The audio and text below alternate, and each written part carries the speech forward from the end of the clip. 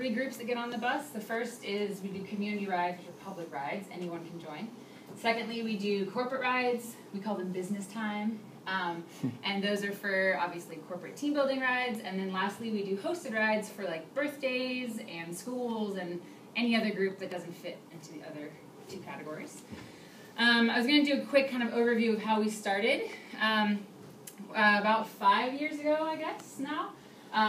This is Stephen. He was one of the co-founders. And the two of us have been volunteering quite a bit at various places and had friends ask, how do you know where to volunteer? What are the good causes? How do I know it's actually giving back to the right people? So sort of had friends ask that of us a lot.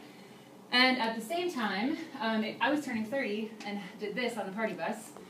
We didn't do good on the party bus necessarily, but it was like sort of a situation where I saw all my friends from different groups of like walks of my life that were coming in into one space, like shoulder to shoulder, and they had this like instant, you kind of had to be friends right away. So I sort of saw that happening.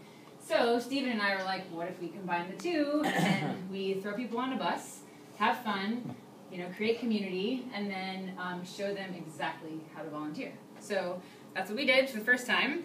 And then our friends sort of said, when's the next one? When are we going to do it again?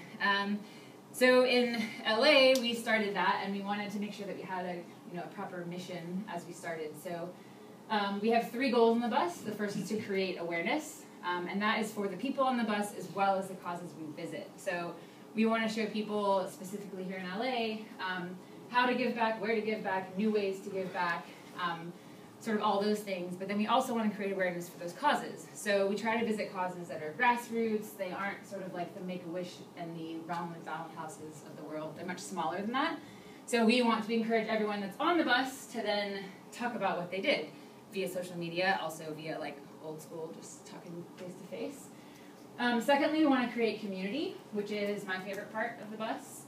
We want to strengthen bonds that already exist, create new bonds, and then create new bonds at the cause that we visit as well. So we do a lot of fun and games on the bus. This is obviously on the bus. This was on tour, which I'll talk about in a second.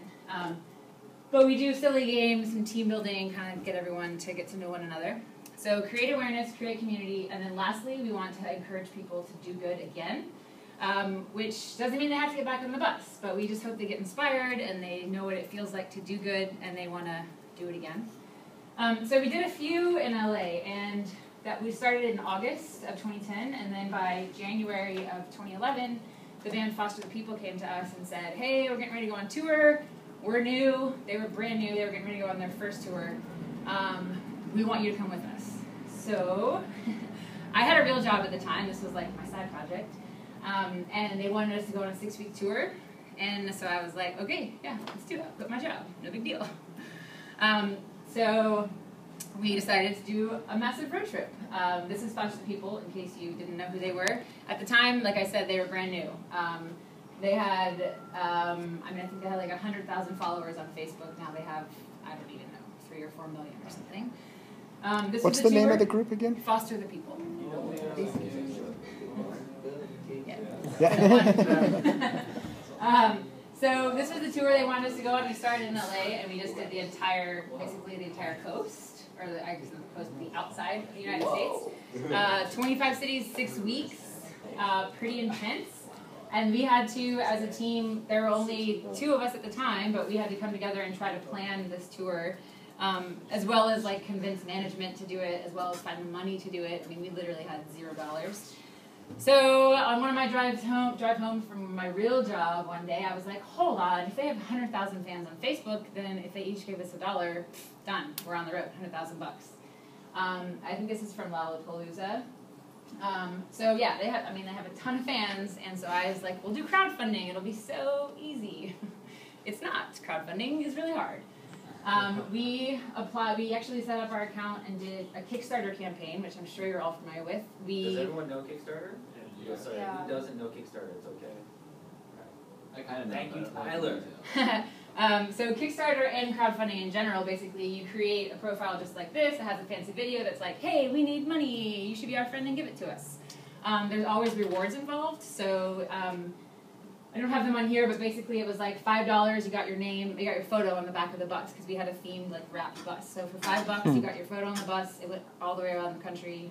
For like $150, you got a postcard from every city that we visited. I think for $60, you got a signed CD, $300, you got signed drumsticks, so kind of all those things. And again, thinking like fans are crazy, fans pay a lot of money for stuff like that. So we went on Kickstarter first. Kickstarter, we were supposed to launch that morning on Kickstarter and like tell everybody, and they booted us off because they told us we weren't a creative project, which is super unfortunate. So that day we crammed and found Start Some Good, which ended up being a great fit for us because obviously Start Some Good, it had that kind of theme along with it. It also had, on Kickstarter, they have a goal. So our goal is actually $200,000. And on Kickstarter, if you don't reach that goal, you do not get the money. They give it all back. And this one had what they call the tipping point, which is right in the middle, which our tipping point was $100,000. So if you made it to at least there, then you would get that back. But if you didn't make a tipping point, same thing, you wouldn't get the money, which works really good for the donors because they get excited and it gets to the end and it's like, oh my gosh, there's only $500 left, I'm going to save the day. So it kind of works on that end, but it's super stressful on this end when you're the day before and like, oh my god, I'm not going to make it. So we worked our butts off. It's just super hard. It's a lot of like begging your friends and your family, and yes, they had a huge fan base, but we struggled a lot. The guys ended up doing a last-minute concert at the very end of it, and had people buy tickets to that, and that pushed us over the edge. So as you can see, we just barely made it over, 101. We really, truly needed like $150,000 to be on the road, but we went ahead and did it anyway. So that is the bus. We ended up getting it's a charter bus, and we wrapped it with that's all there. That's from their first album.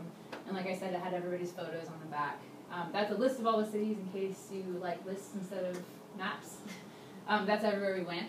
And I'm going to show you a video. I guess the audio probably won't be... It might. Awesome. And maybe it won't be on here. I can show it to you later. Or you guys can watch it online. Oh, wait.